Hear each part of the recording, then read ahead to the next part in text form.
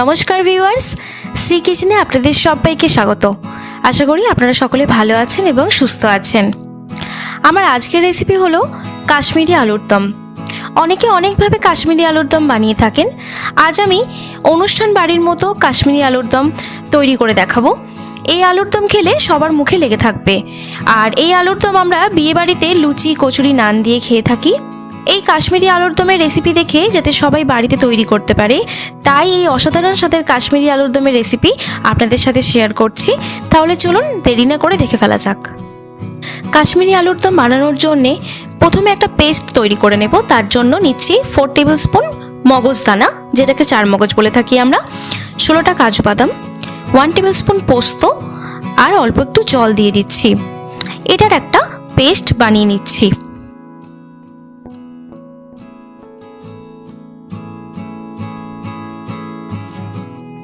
Paste বানিয়ে নেওয়া আমার হয়ে গেছে। এটা আমি এখন রেখে দেব।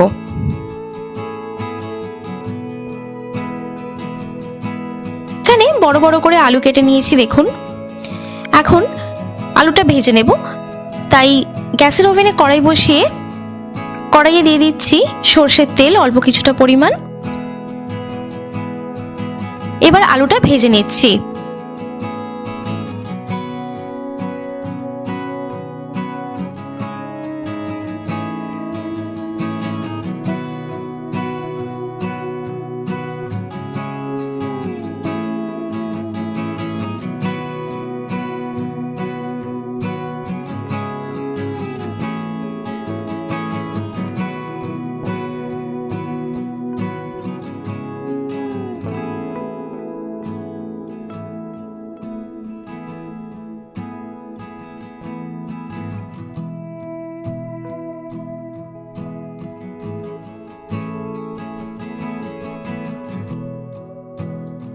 আলুটা ভাজতে ভাজতে দেখুন আলুটার মধ্যে ব্রাউন কালার চলে এসেছে।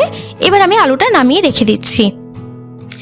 এবার ওই কড়াইতেই আমি আরো 2 টেবিল স্পুন তেল দিয়ে দিচ্ছি আর দিচ্ছি 2টো তেজপাতা আর 1.4 টেবিল স্পুন গোটা জিরে। এটা ভেজে নিয়ে এরপর দিচ্ছি পেঁয়াজ কুচি।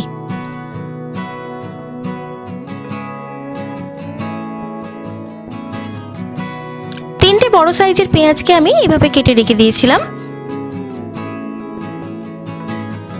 এবার এই পেঁয়াজটা ভেজে নিচ্ছি।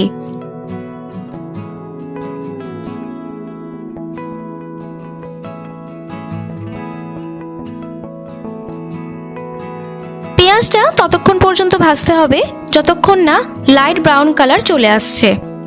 দেখুন পেঁয়াজটার মধ্যে লাইট ব্রাউন কালার চলে এসেছে। এরপর দিচ্ছি 2 টেবিল স্পুন আদা রসুনের পেস্ট।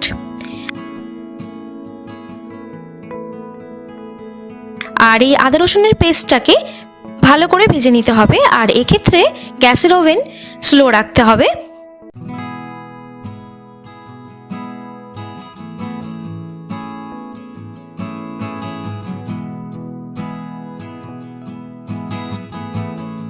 এই আদা রসুনের পেস্টটাকে ভালো করে ভেজে নিতে হবে। আর আমি এখানে গ্যাসের ফ্লেম লো করে 1 মিনিট সময় ধরে ভেজে নিয়েছি।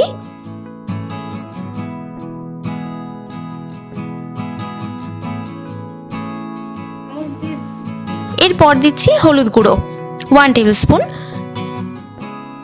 লবণ 1 table spoon, half table spoon চিনি।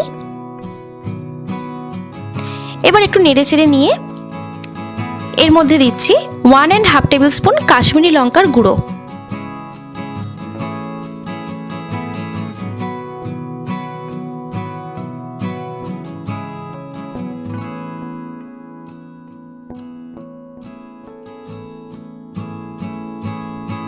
এরপর যে পেস্টটা বানিয়ে রেখেছিলাম সেটা দিয়ে দিচ্ছি এর মধ্যে।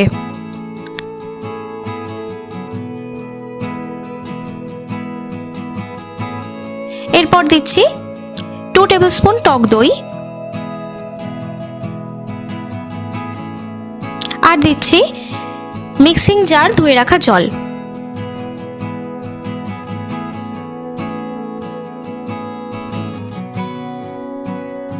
এখন গ্যাসের ফ্লেম লো রেখে মশলাটা কষিয়ে নেব।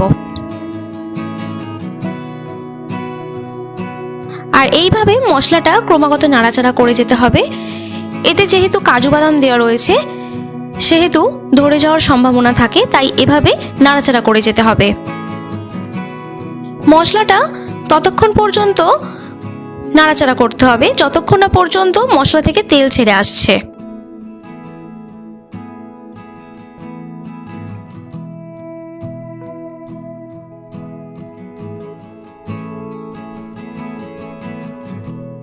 দেখুন মশলাটা নাড়াচাড়া করতে করতে মশলা থেকে তেল ছাড়তে শুরু করে দিয়েছে। দেখুন মশলাটা থেকে তেল ছেড়ে দিয়েছে।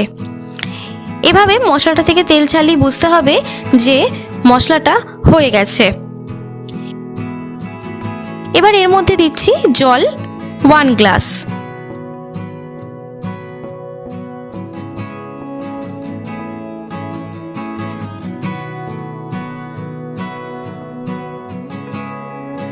আমি আরো হাফ গ্লাস জল ব্যবহার করছি।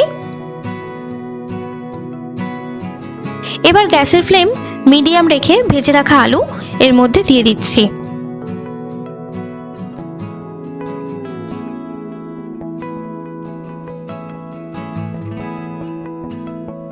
এরপর দিচ্ছি হাফ টেবিল স্পুন গরম মশলার গুঁড়ো আর দিচ্ছি অল্প কিছুটা ধনেপাতা কুচি।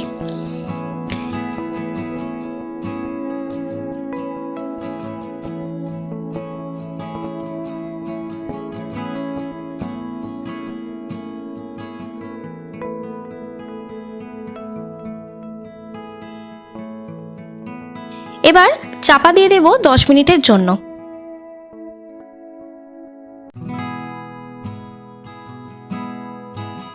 10 মিনিট পর আমি ঢাকা খুলছি আর এই 10 মিনিটে আমি 3 বার নেড়েচেড়ে দিয়েছি। যেহেতু এতে কাজু বাদাম দেওয়া রয়েছে তাই ধরে যাওয়ার সম্ভাবনা থাকে, তাই আমি এই 10 মিনিটেই 3 বার নেড়েচেড়ে দিয়েছি।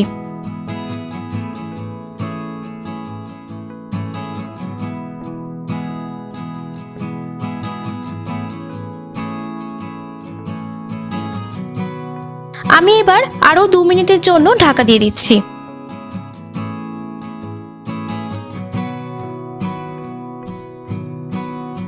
2 মিনিট পর ঢাকা খুলছি। একটা সুন্দর গন্ধ উঠেছে কাশ্মীরি আলুর দমের।